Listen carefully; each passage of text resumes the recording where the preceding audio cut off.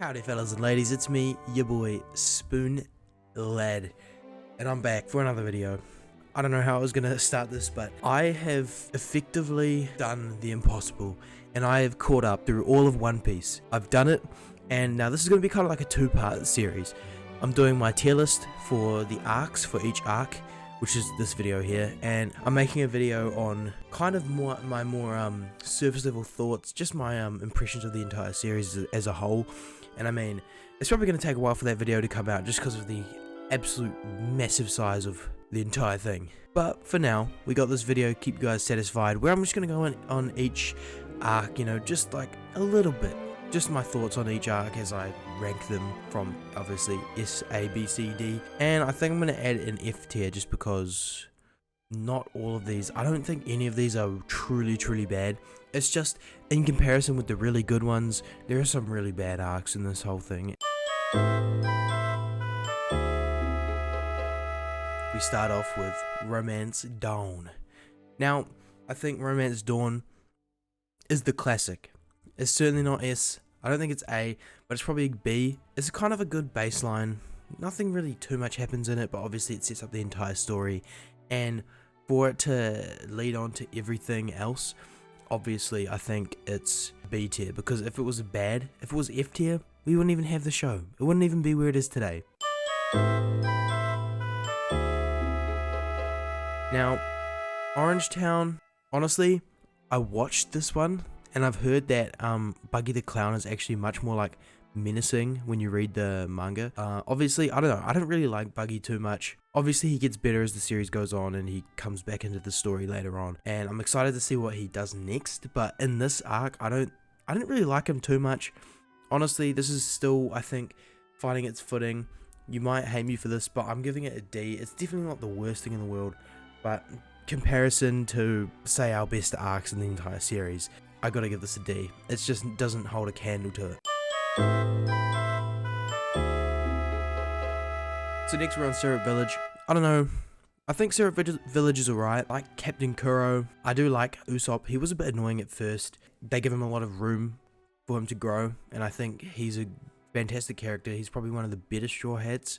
So like, I don't know. A lot of One Piece, I think, the satisfaction from it comes from the payoffs down the road, and Syrup Village, I think, specifically for Usopp, has that. Obviously, it's probably Captain Kuro. I don't know. I'd probably put this in D, but it's a lower D than Orange Town. It's like on the same level. It's not bad, but it's certainly not good either. Baratie, or however you call it. I think it's Baratie. I really like this. I love me some Baratie. Honestly, I'm just putting it in B tier. Don Krieg, fantastic. I love Mihawk. He was introduced. Honestly, everything with Zoro, everything about it. Nami running away. Luffy really getting to show his like power, getting to show off in this arc. It's like, I really like it. I don't think it's super good, which is why I'm not giving it an A or an S. But I really did like the inclusion of Sanji, even though sometimes he can be a bit annoying later on, like specifically Return to SABAODY. No. In the Fishman Island. Oh my, but yeah, I think Baratie I'm comfortable being at a B tier. Next we have Arlong Park. I think this is our first higher ranked.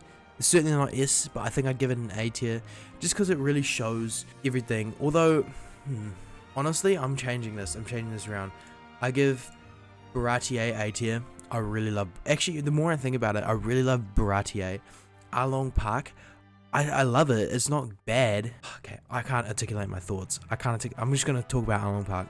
Obviously, it's like our first arc that's like got a really big bad villain. It's kind of stretched out a while. It's got some really great fights and stuff. Arlong is a great villain, but overall, I thought it was just great. I thought it was good. You know, solid arc. I honestly think Baratie is better, and I think I'd put Baratie at an A tier. It's the first arc where I was actually like, damn, this had me sold on the show. Then I got to Baratie, I was like, ooh, this is kind of fire. This is kind of good.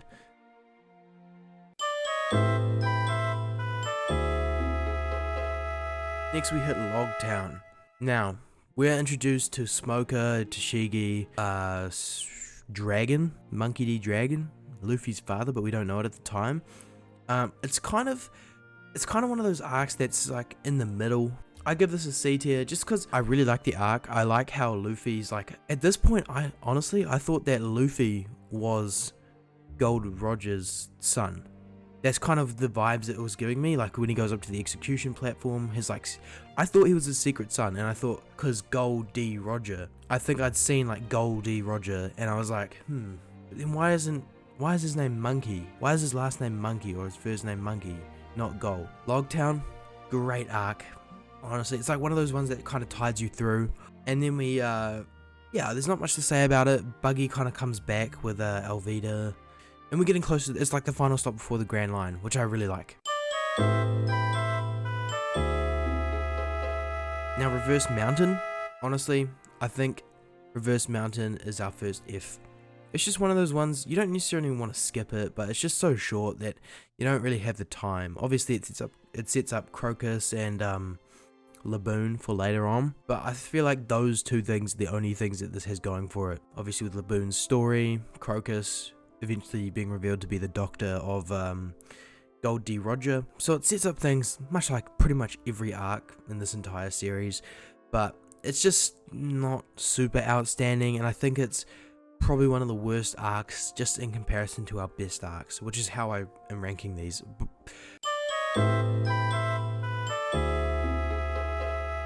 Alright, Whiskey Peak. This one's really short, but I do like how it's kind of the setup for the whole Baroque Works saga with Alabasta and all that kind of stuff. I don't know, man. It's got some good moments, but I wouldn't consider it better than Romance Dawn, nor better than Arlong Park, but I definitely would consider it better than Syrup Village and Orange Town, just because we kind of get to start seeing more of Zoro's power in it, and maybe a bit of Luffy, but Luffy does straight up attack Zoro. This is really funny. He's Little Garden. I'm giving this one a low C. The two giants, they've got good stories. Honestly, they've got really good stories. I like them. I like Mr. 3, the wax guy. He's like one of the first times when I thought that the Straw Hats like really had a chance of being done for, because let's be honest, they were really straight up about to be destroyed by these people. Yeah, no, it's a solid arc. It's still, I feel like it's another one of those ones where you're kind of just waiting for all the Alabasta stuff to happen. It's a setup for Alabasta. Towards the end, I was waiting for it to end.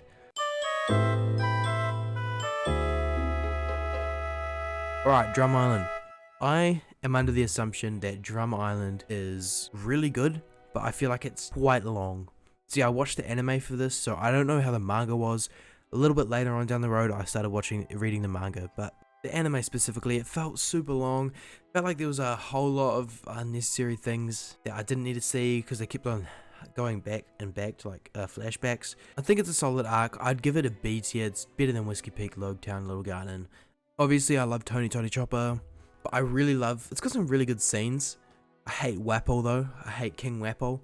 He's so annoying. Dumb villain. Hate him so much, which I think is what keeps this from being a high B, maybe a low A. Alabasta, which I think has to be, it's an A tier. High A though, high A. Now, this might have some of you confused. I love me some Alabasta. I love me some Sand.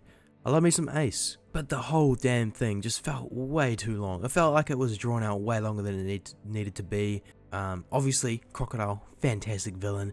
Everything about this is so good. All the fights are great.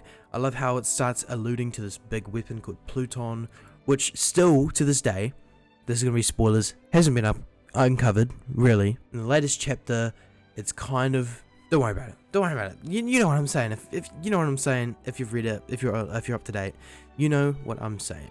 But yeah, no, I love Crocodile. The whole Baroque Works saga comes to a close here. Everything is built up over the last, I want to say like, since they entered the Grand Line, since Whiskey Peak, it all just comes to a close in such a satisfying way. I love Vivi. Vivi's such a good, like, honorary Straw Hat. But yeah, I don't think this is an S tier. I feel like we have better.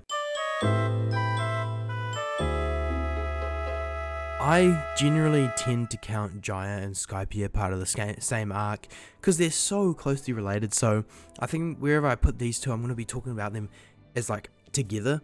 I like the stuff that Jaya sets up and then Skypiea follows through on it.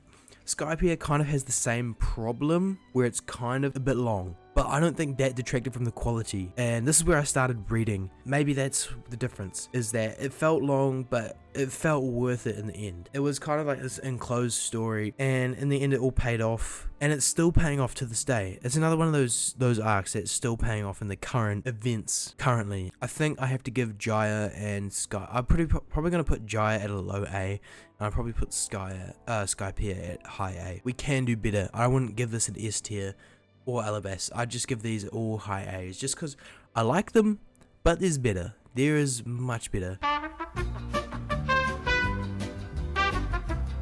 Long Ring Longland. Oh, I watched the anime for this one. F tier. I hate this thing. I hate Foxy tier. It's the lowest of the low. Worst arc in the entire series. I love the world building around it, but it just is so unnecessary. I think this is considered in the Water 7 / ENIES Lobby saga. I wouldn't consider it. It's kind of disconnected. It feels fillery to me. Like, feels kind of like filler, but not really. But yeah, it's worse than Reverse Mountain. Worst arc by far. In fact, it makes Reverse Mountain look like a D tier to me. Although I do like the boxing match, how we get Afro Luffy. It's really funny. Next we got Water 7 and ENIES Lobby, and post ENIES Lobby. Now, I kind of consider these the same thing as the Skypiea / Jaya. How Water 7 and ENIES Lobby, they're basically the same thing, but they're considered different. Water 7, I went back to watching for this one. So I watched Water 7 because I wanted to see everything, and it was like 50 episodes long. It took me so long to get through this one. I loved the world building, loved the characters, loved the whole CP9, the mystery surrounding that, and Nico Robin, and how she's never really felt like a part of the crew up until the end of this whole kind of ENIES Lobby saga, the whole Water 7 saga. And I just like how there's so many good things about this, like Usopp and Luffy's fight, Soga King being a thing, the whole revelation of like Rob Lucci and Kaku being a part of CP9 and being like undercover.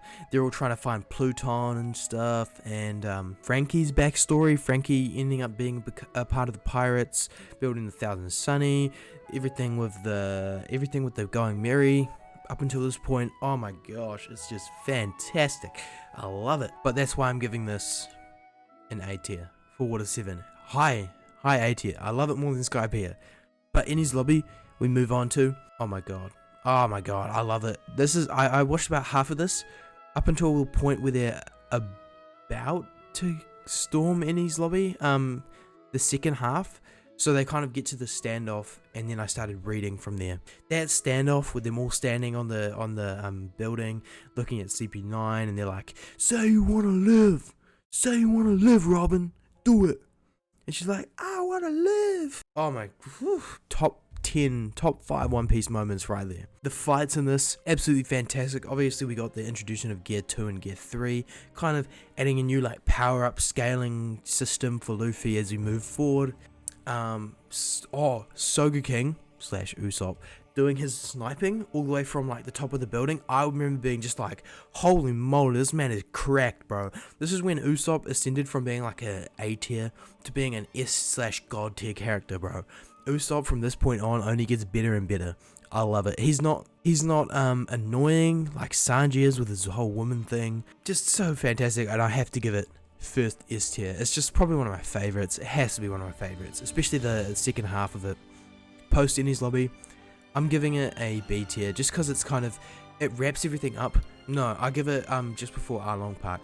It also introduces the whole Ace storyline, which comes to pay off very soon. It's just the middle of the road. It's kind of the wind down after everything. They get the Thousand Sunny. Although the Merry was cool, I feel like the Thousand Sunny is just cooler.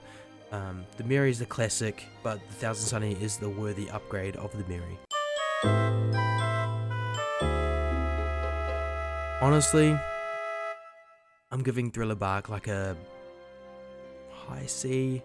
Actually, no, I'm giving it a low B. It stays out of C tier just because of everything that happens at the end of it. But yeah, I feel like I like the concepts, but I feel like the first half is like only just okay. It's okay executed, but that's alright. That doesn't matter. It's alright. But yeah, it kind of starts showing us a bit more of Zoro's character. I really like the things that happen with him. His fight with, what's his name? Ryuna? The guy from Wano, the dead dude from Wano, and how that sets up his sword, Shisui. I like it. I like it a lot. It's just a middle of the road story, in my opinion. Next we got Sabaody. I never knew how to pronounce this, but I just call it Sabaody.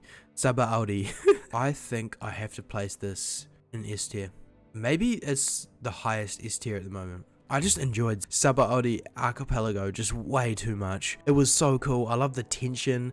Everything just feels like it's such a desperate attempt. And obviously it ends in Luffy's friends. He thinks they're all dead. Oh, that's such a gut-wrenching scene when he's like on the ground and he's like, my friends, blah, blah, blah. Obviously they aren't dead, but he thinks they are in that moment, and it's just such a powerful moment for his character. He thinks he loses everyone. And Kizaru, oh man, whew. He was, I remember like really laughing when he showed up on screen. I was like, who the hell is this geezer? What is that facial structure that he's got? Like, next we got Amazon Lily. It's good, but it's a high C tier for me. It's a high C tier. It's just another one of those middle of the road connecting stories. There's not much to say about it. I like how, and I hope, I'm one of those shippers. I'm one of those people that ship characters. But I really hope that Boa Hancock and Luffy get together. I hope Luffy sees in the future, and I hope he sees the future with his color of observing haki, and I hope he sees, because Luffy is the dumbest man out there, and he can't see what's right in front of him. Impel Down is probably, I'd rate it like in between Alabasta and Skypiea. Dude, everything that happens in this is just so sick. With Luffy kind of gaining a resistance to poison after this arc because of everything that happens with the guard, the poison guard, I can't remember his name. But everything that happens in it, leading up to Marineford, oh, it gives me hype as hell, bruh. Hype as hell. The sacrifice of, what's his name? The one that shapeshifts, the one that was Mr. 2. Obviously everything that happens with him is so sad. It almost got me. Easy S tier. Easy S tier.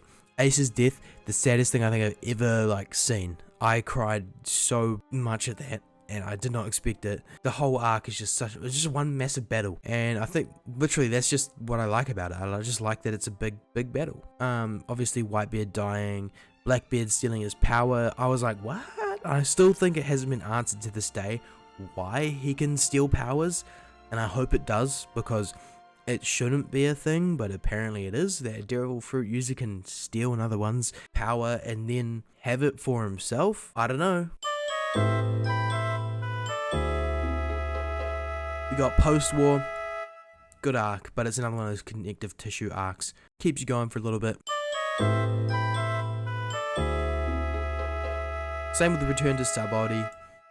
I like to see where the Straw Hats are at. And obviously, it's just kind of like one of those flexing arcs where they kind of flex their new powers and all their new abilities and stuff and how strong they've got. There's nothing wrong with that at all. There's not much substance to it.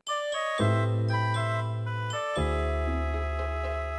not gonna lie, I give this a low B. And as much as I do like Hody Jones, he just feels like a imitation of Arlong. And he's just, I don't find him very compelling at all, if I'm being honest. Honestly, I'm tempted to just put this down at D tier, but I feel like all the things that this sets up warrants it like a, honestly, I put it middle C. I feel like everything it sets up gives it a middle C kind of vibe. I just wasn't a big fan of it. Many people say it's like super long. I really don't have an issue with the length of it, because I feel like it was built up so much, and it just wasn't what I was expecting it to be. It was cool, but I just wasn't expecting it to be like that. Next we got Punk Hazard.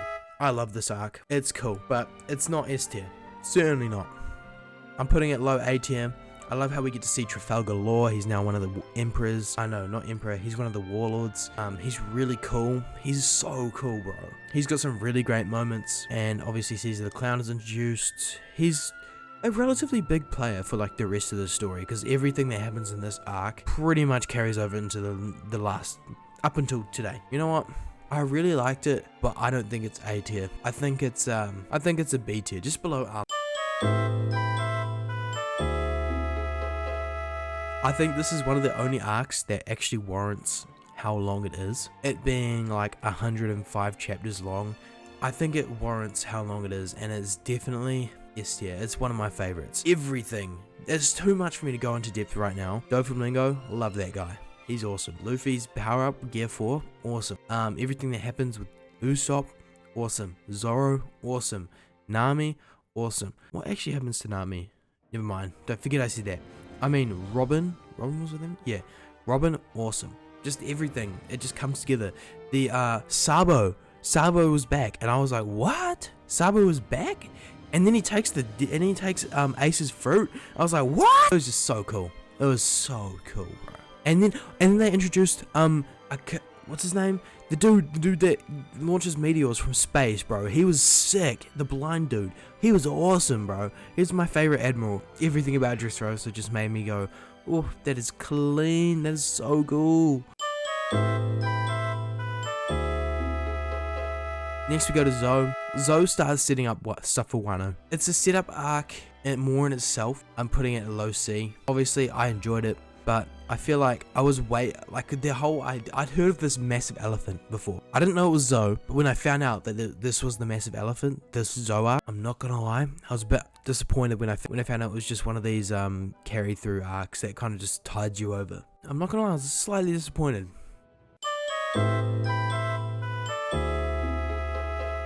I like the fight at the end of it. I like the whole Big Mom chasing them ordeal, but honestly, I don't think it's enough for it to get to S, let alone just get out of B. I'd probably put it below BARATIE and above Jaya in terms of everything. It was good. I liked it, but not enough to get into that S tier. The Reverie. See, I like this arc so much because I'm all caught up now. And I haven't, and most of the stuff that was revealed in this arc hasn't even been paid off yet. And it's only just starting to come back since Wano's just finished. It hasn't even been paid off yet. And so it makes me really excited for what comes in the future. So I'm putting it at A. Much like it is one of these C tier arcs, I'm just excited to see what comes from it. Like the stuff with Emu and the 5 elders or whatever, I'm just waiting, bro. I'm just waiting to see what comes next. And I want to see like what was that whole thing with them like sacrificing or whatever? Like with the people stabbed. Here's my theory. Those people, they have the wanted posters like stabbed with the knife. I think that is all the targets. And they said it's time for the killing or whatever. And I think one of those people is gonna die soon. And I think this might be how Gold Roger got his whole sickness. Is through that. So it inflicts him with a sickness. And it happened 22 years ago. Or 24 years ago, when Gold Roger was Pirate King, is that they did this and it made him sick. That's my theory. Although I might be missing something, he got sick from something else, but you know what I'm saying. You get it. That's my theory. And finally we have Wano. I love me some Roof Piece. I'm putting this at the top of S. It is probably my favorite out of all of them. I love the world. I love everything, bro. And the new revelations that but I love the revelation that Pluton is under the country.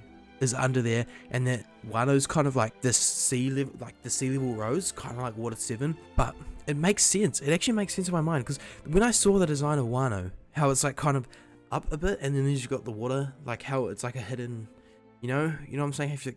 You have to use like the koi fish to get up. I was like, that's a weird design choice, but it's One Piece, so you know. Now that it's revealed, I'm like, that actually kind of makes sense. It's actually kind of, but I love it. It's awesome. Obviously, everything with the fights, the whole Luffy, Kaido, and Joy Boy thing. So cool. I'm waiting for it to be adapted. That one episode, 10:15. Oof! That episode goes so hard.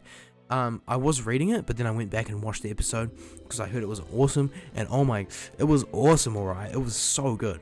That's probably going to be my final ranking. I don't know if I really want to do much scaling, pretty much because like I feel like this is solid here with these 4 being down here at D and F, and these ones being kind of, I feel like I've got my tier list right. I feel like I've got it right, specifically for me. Now, you might agree with this, you might disagree with this. Let me know what you think in the comments, because I feel like I've got some slightly differing opinions to others. Obviously, I feel like these are all going to be the same up here, but I feel like some of these down here, people are going to want to put up here and might be mad at me for this. This is just me. This is my thoughts and opinions, just as someone that's newly come off finishing the series and is now caught up. If you guys want to see more, probably my next video will be my One Piece video, my thoughts and everything I think about the series. So if you want to know some more in-depth kind of thoughts, just in some general thoughts on the entire thing as a whole, I will be going into some of these in-depth bits on some of these arcs, but because there's so much to cover, I don't want to make a 3-hour long video. I want it to be 20 minutes max in that one. But yeah, so if you want to see that, do subscribe, because it'll be coming soon. Not sure when, because it'll probably take a while for me to produce. But yeah, catch you all later.